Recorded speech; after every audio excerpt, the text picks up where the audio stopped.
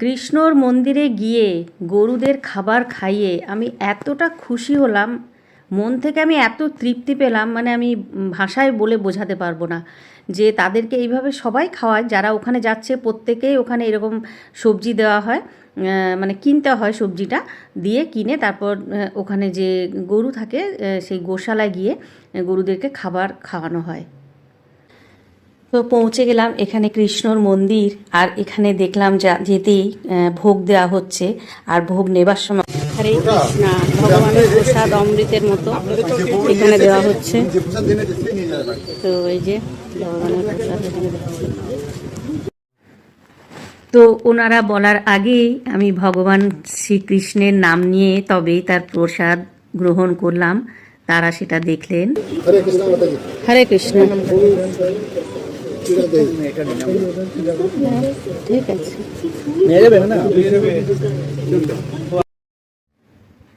আর তারপরে পৌঁছে গেলাম গোশালায়, যেখানে আমাদের গোমাতাদের রাখা আছে, যেখানে তাদেরকে খাবার খাওয়ানো হয়।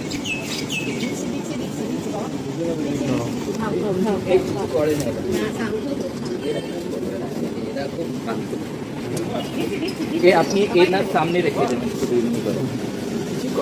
এতে দাগ দেয়।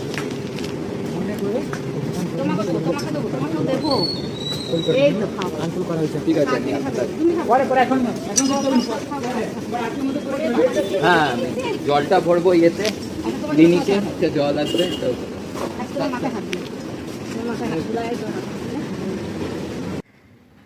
জানি না কেন আমার মনে হয় যে এই গোমাতাদের ভালোবাসলে ভগবানের পুজো করা হয়, তাই এইখানে গোশালায় চলে গেলাম গোমাতাদের খাবার খাওয়াতে।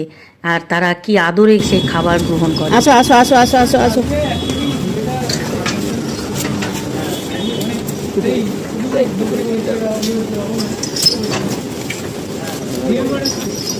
দেখি দেখি দেখি দেখি দেখি।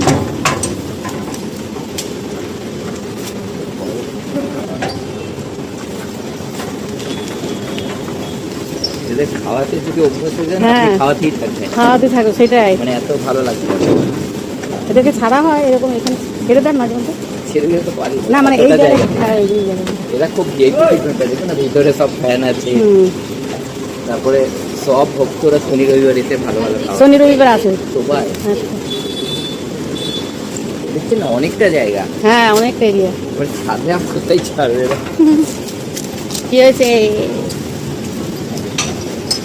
এইটা বেশি সুন্দর।